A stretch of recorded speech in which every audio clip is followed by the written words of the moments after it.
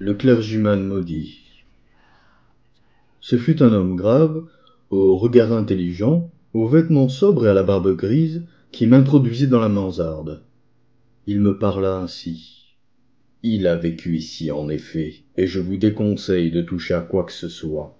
Votre curiosité vous rend irresponsable. Nous ne venons jamais de nuit dans cette chambre, et ce n'est que pour respecter ses dernières volontés que nous conservons tel quel cet endroit.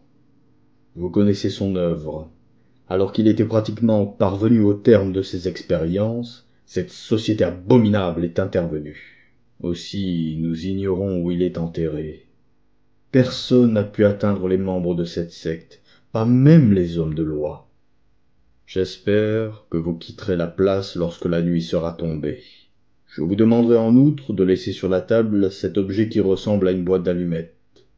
Nous ne savons pas ce qu'il représente, mais nous soupçonnons qu'il a un rapport avec ce qu'il a fait.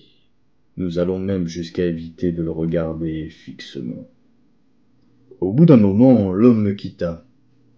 La mansarde était sale et poussiéreuse. Malgré ses meubles sommaires, quelque chose en elle affirmait que celui qui l'avait habité n'était pas accoutumier des taudis. Une étagère d'ouvrages classiques et théologiques couvrait un pan de mur. Une autre bibliothèque contenait des traités de magie. Paracels, le Grand Albert et d'autres textes écrits dans un alphabet étrange que je ne parvins pas à déchiffrer. La pièce comportait un placard. Sa seule issue était la trappe qui s'ouvrait sur un escalier raide. Les fenêtres étaient des œils de bœuf et les poutres de chêne noirci révélaient leur grand âge. Bref, cette maison appartenait au vieux monde. Où me trouvais-je ? Cette ville, assurément, n'était pas Londres. Selon moi, c'était un petit port. Le curieux objet posé sur la table me fascinait. J'en connaissais l'usage. Je sortis de ma poche une torche électrique, ou quelque chose de semblable, et fis quelques essais anxieux. La lumière n'en était pas blanche, mais violette. Elle avait plutôt l'aspect d'une lueur radioactive que celui d'une lumière véritable. Je ne m'en servais pas en fait comme d'une lampe ordinaire. En effet, je possédais une lampe électrique ordinaire dans une autre poche. Il commençait à faire nuit et les vieux toits et les cheminées avaient une étrange allure vue à travers la minuscule fenêtre. Rassemblant tout mon courage, je calai contre un livre sur la table le petit objet. Puis, je dirigeai dessus les rayons de la lumière violette. Elle se rapprochait plus à présent d'une pluie de petites particules violettes que d'un rayon continu, tandis que ces parcelles de lumière frappaient la surface de verre, au centre du curieux objet, elles produisirent un craquement comme celui des étincelles traversant un tube de vide. La surface de verre sombre émit une lueur rosâtre, et une vague silhouette blanche parut prendre forme en son centre. C'est alors que je constatai que je n'étais plus seul dans cette pièce. Je remis le projecteur dans ma poche. Et le nouveau venu ne parla pas, et je ne perçus aucun bruit dans les moments qui suivirent. Comme si cette scène eût été une pantomime. Le nouveau venu et ses compagnons, cependant, étaient des êtres de grande stature. Le premier, un homme mince et sombre, de taille moyenne, était revêtu du costume ecclésiastique de l'église anglicane. Il avait une trentaine d'années, le teint verdâtre, et malgré des traits agréables, le front anormalement haut. Ses cheveux noirs étaient bien coupés, soigneusement peignés, et il était rasé de près, quoique sa barbe, très foncée, marqua son menton d'une ombre bleuâtre. Il portait des lunettes sans monture, avec des branches d'acier.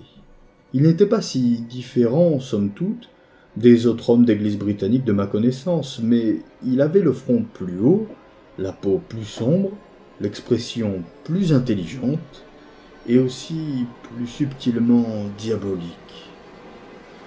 Avant que j'eusse le temps de prévenir son geste, il avait déjà lancé tous ses livres de magie dans la cheminée qui se trouvait dans un recoin de la pièce et que je n'avais pas aperçu tant elle était dissimulée par l'inclinaison de la mansarde.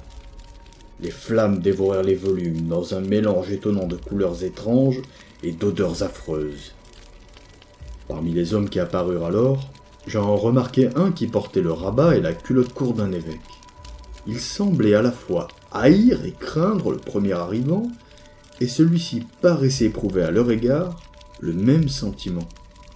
Une expression sardonique figeait son visage, mais je pus voir que sa main droite tremblait, tandis qu'elle agrippait le dessus d'une chaise.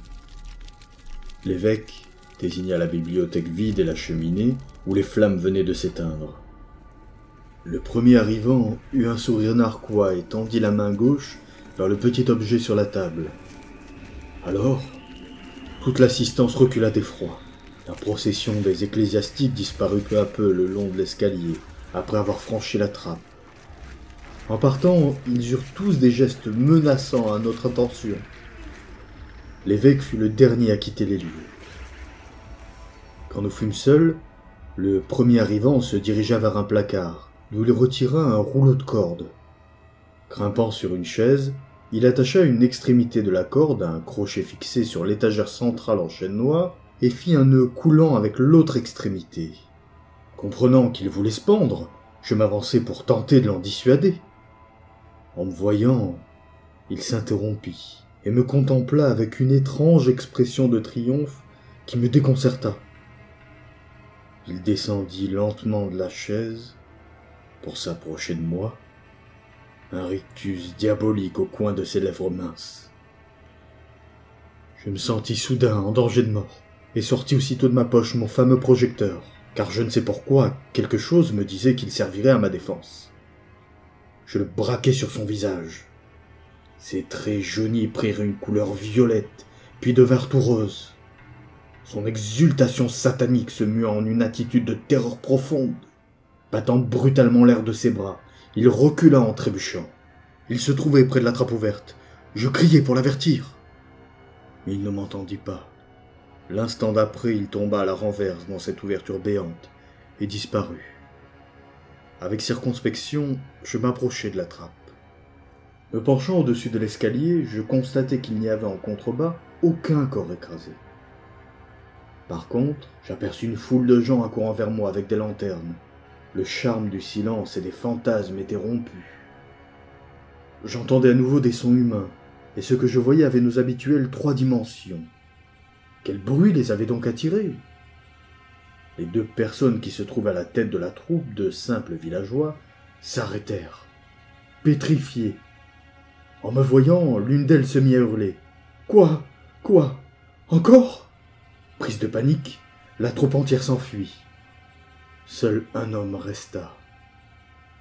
Je reconnus en lui le barbu qui m'avait conduit en ce lieu. Debout, seul, une lanterne à la main, il attendait. Il semblait fasciné mais non effrayé. Il me rejoignit dans la mansarde. « Ainsi, dit-il, vous ne l'avez pas laissé tranquille. Je sais ce qui est arrivé. Cela s'est déjà produit une fois, mais l'homme a eu peur. Il s'est tiré une balle. Vous n'auriez jamais dû le faire revenir. Vous savez ce qu'il veut. Quelque chose de terrible est arrivé, sans aller assez loin cependant pour porter atteinte à votre personnalité. Si vous gardez votre sang-froid et si vous acceptez d'apporter certains changements dans votre vie, vous pourrez continuer à jouir de l'existence. Mais vous ne pourrez pas vivre ici. Je ne pense pas non plus que la vie de Londres vous convienne.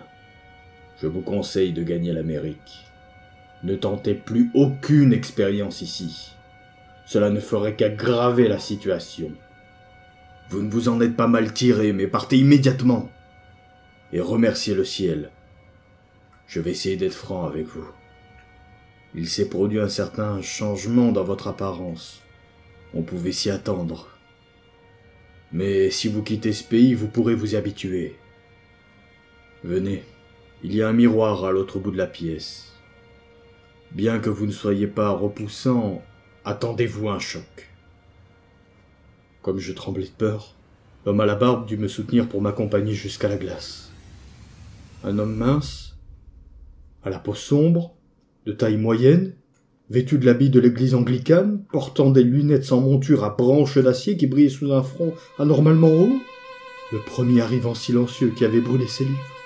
Pour le reste de ma vie, au moins en apparence, j'allais devoir être cet homme